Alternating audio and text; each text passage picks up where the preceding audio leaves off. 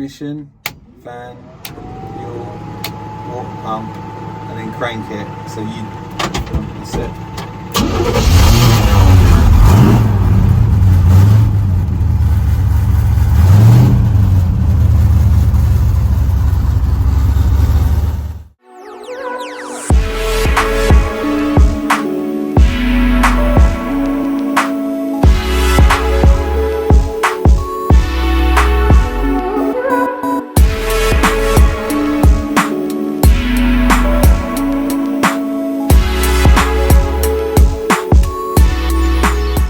Hey guys, and welcome back to the channel. Today I've got something a little bit different for you. My friend Matt is taking me out in his 73 Camaro drag car.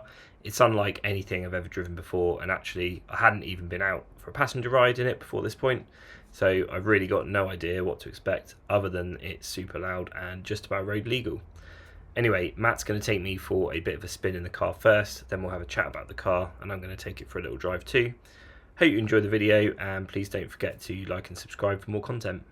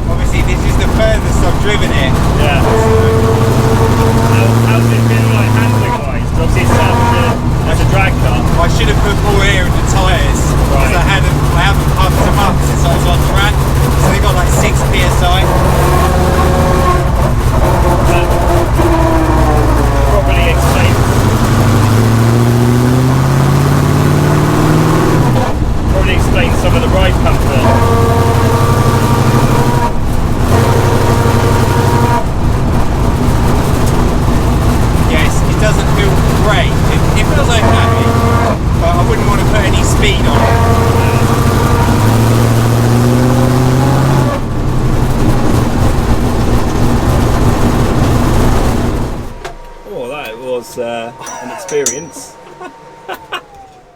You heard it like obviously I took it up to like $4,500 when we got on to. It pulls well though.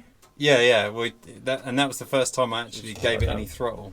So can we lay it there? Yeah, lay it there. It's fine, mate. Yeah, so it pulls well, doesn't it? Yeah. Well, it runs 12s, so that's pretty. How much power has it got again? Not loads, like 350. 350, give or take. But I mean, 12 seconds. That's quicker than, I don't know, what runs a 12? Like Lamborghini Diablo's in 13s. So, it's quick enough. Yeah, it's quick enough, yeah. And I mean, when the engine starts to rev, it sounds amazing. Yeah. But I'm just too scared to really rev it, like, on the street, especially with those tyre pressures. Yeah. And obviously, auto was that a deliberate choice in this car? Yeah, so you generally drag in auto. Yeah, It's just so much quicker. You know, if you have to clutch, it's a bit of a nightmare. So it's 3-speed. yeah, so this is probably relatively entry level box. It's a turbo 350, and it's 3-speed, and it's got like a Summit drag pack shift on it, so it just accelerates the shift speed. Yeah, it certainly feels, quick enough. Yeah, and like I said, I was surprised by the ride comfort. Yeah, because like there's not a lot of air in the tyres and whatever, but it's and they're big chunky tyres. Yeah, you sort of bimble around. It's actually really quite nice, apart from the transmission noise. That's the worst thing, because the exhaust noise is you can deal with that. But I need to work out something to quiet down that transmission. That transmission noise, is that meant to be like that? Is that it's just basically it's just an open tunnel here. Yeah. So it's literally the just gearbox is there with zero sound deadening. And actually, there's a little hole there as well, so I don't know if that's just allowing more noise out. Probably. Yeah, it's just you can see daylight through this thing. And the seats are quite comfortable as well. Yeah, I find these Kirkis pretty good. With the padding. I could do a long trip in that, I reckon. Yeah, I reckon apart from the noise. Yeah, it's just the noise really. Yeah. And heat on a hot day, obviously, lack of ventilation. Yeah, on a hot day. I think while we were going, I got a nice enough breeze. It wasn't too bad. You get a little bit out of these things. Yeah. So It's feeling warmer now, obviously, now that we've stopped. But it's different, isn't it? Yeah. Definitely not something you'd use every day, obviously. No. But yeah, pretty cool. Yeah, my dad keeps saying to me I should consider sound deadening it and just making it a little bit more usable, Do you think you would use it more, like if it was a bit more the transmission noise had sort of gone away a little bit? Yeah, I think I would use it a bit more, but I need to get it running right first, and ultimately I want to put the big block in it and stuff. So what engines it's got at the moment? This is a small block Chevy, so it's a 5.7 litre naturally aspirated Holly carb. It's a stock inlet manifold, stock heads, but I think it's got a cam in it. It's definitely feels like quite revvy, so it enjoys being up in the R's rather than down the bottom end. What does it actually rev to? I've got the shift light set at like 6250, and I've got like an MSD, like modern ignition set up, and I've got a chip. It's dials on this, and I've got that set at 6.5 rev limiter. So nice. Yeah, it should hit the rev limit at 6.5. They generally, you don't want to rev stock small blocks much beyond 6.6. This isn't the original engine though, right? No, but this is the sort of original engine this car would come original with. Engine, yeah. Yeah, this one's actually out of a Corvette. Okay. So, but this engine came out of a circuit racing Corvette that was from back in the day.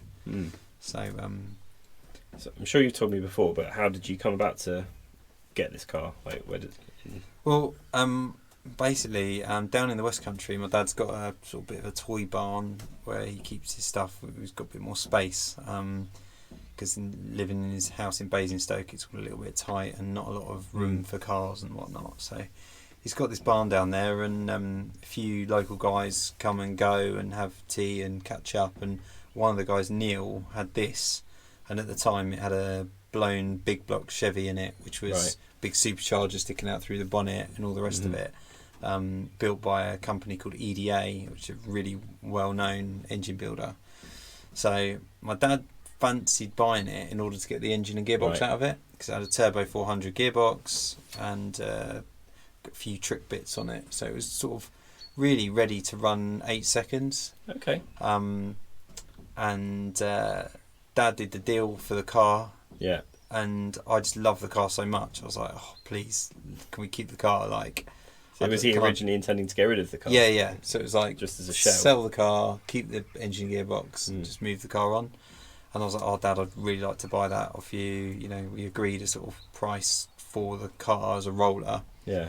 And then Dad helped me out he had this old 350 in the garage. This was in another one of his cars.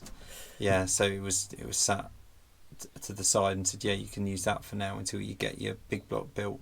So Yes, but I really like this engine, and it's definitely for what I need Certainly in sounds my like that. life. Yeah, exactly.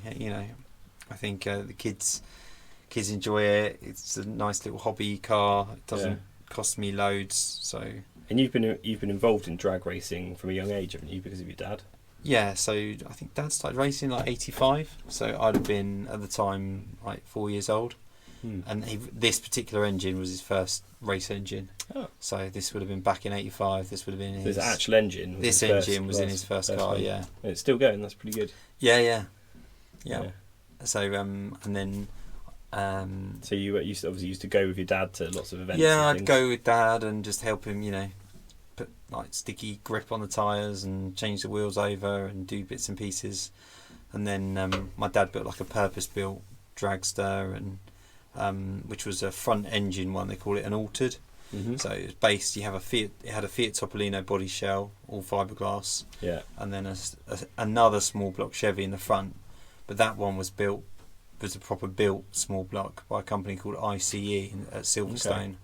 Okay. And that car ran 9s as an altered. And I drove that at 17. So when I was 17 and passed my test, Dad was like, "Oh, you can drive the Topolino." So what a way to get into driving. That was quite cool. So I drove that, and then Dad built a bigger car and like one with a big supercharger, and just went on, and he escalated his racing career, and he's still doing it. He's still building another car now at the age of 72. So pretty impressive. Yeah.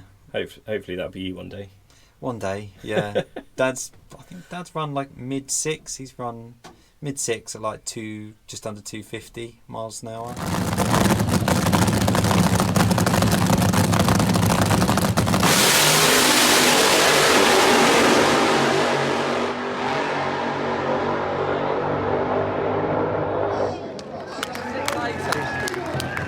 My PB is with a car Dad let me use, which was a rear engine dragster, so one of the long ones. Yeah.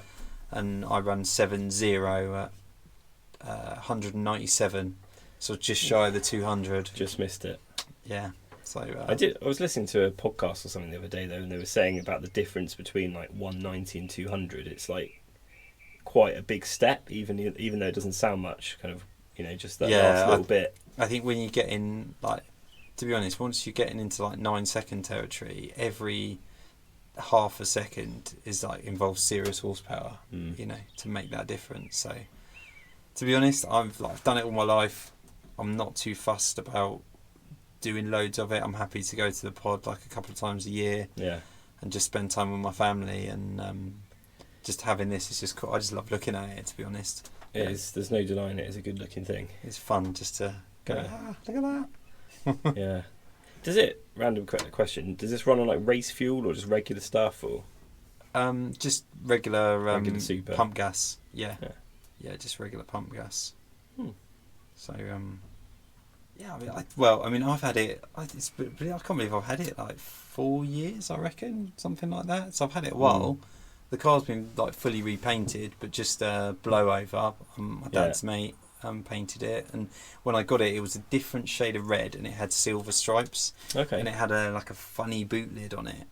And obviously it had a massive hole in the bonnet with a big supercharger sticking out. So, is that a new bonnet since? That is it's the original bonnet, but the painter like refabricated it to cover over the hole. Yeah.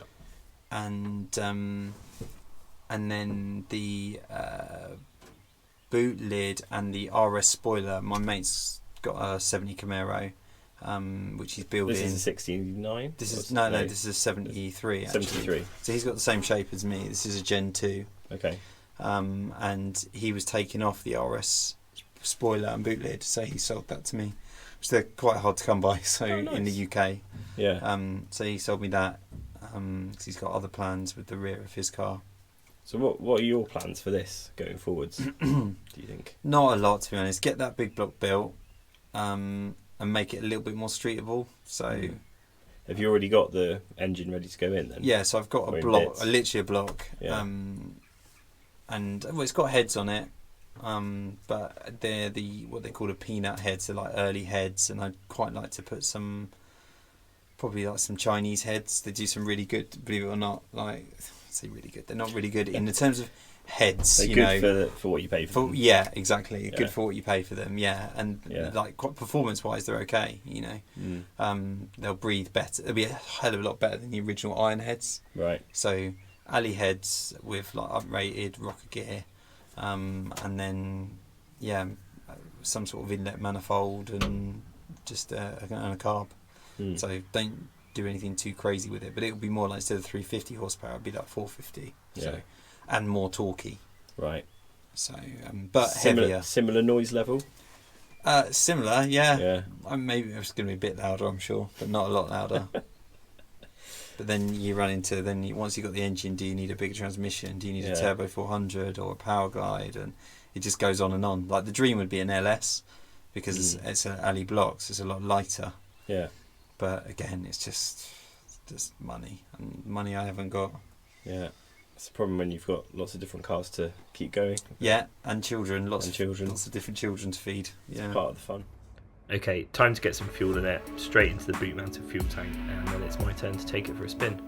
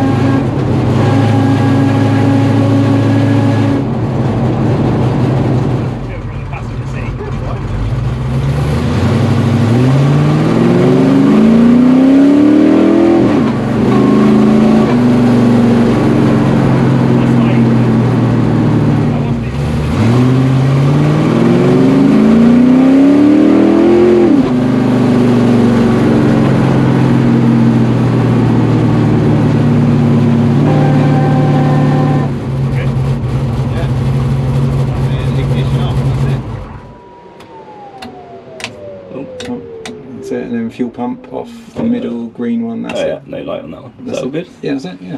Nice. Yeah. Wow, that was quite the experience. Yeah. Bit different. Yeah, I'm sure. absolutely nothing like anything I've driven before, to be honest. So No. that was a very cool experience. Well, I guess it's like, you know, you got those really skinny front tyres. Mm. Huge rears with, like, obviously we put 18 psi in it, but realistically it's still not a huge amount of pressure. It doesn't sort of recenter much. You kind of got to take the log back off as well. Yeah, I noticed that. Yeah, so it is quite interesting. But yeah, and the noise is something else, isn't it? Yeah, well, I keep toying with the idea of dynamating it a bit, just to try and take a bit of the resonating of all these alley panels, and try and take that down a little bit. I guess it depends whether you actually want to like use it a bit more in terms of like take it to some meets. I've got some proper street tyres for it, so on that I've got another set of wheels, Compromotives with street tyres, so I can put them on, and if I quietened it down in here and maybe put just a carpet set in, don't go crazy, I don't want to put loads of weight back in it, but if I put, you know, the equivalent of like 10 kilo of sound deadening in, is it going to be the end of the world? No, you know, it can make a lot of difference. No, but it will make the driving experience so much nicer. Like I can deal with the lack of windows and the lack of wipers and pretty much everything else, but transmission noise. That's the worst offender, absolutely, and just a rattling of all the metal. But otherwise, comfort's pretty good. Yeah, that's surprisingly so. Yeah, like you would think this would be really uncomfortable if you looked at it and heard it, wouldn't you? But, it's cool though. I do like everyone's. You know, it definitely turns a few heads, doesn't it? Absolutely, yeah. But yeah, also rear visibility. Kind of that is a shocker. There isn't really any, is there? Apart from a little bit. And I installed this as well. It's a really wide mirror. Is that on purpose? Yes, it's just like a rally mirror that clamps to the roll cage. Yeah. So that was just what you could get, kind of thing. So there you go guys, thanks for watching, and I hope you enjoyed the video as much as I did making it. Even though public roads really didn't give me the full opportunity to take advantage of everything it has to offer, it was still brilliant to give it a go and get a feel for it. Fingers crossed I'll get to see it running at Santa Pod one day. Thanks again for watching guys, and I'll see you in the next one.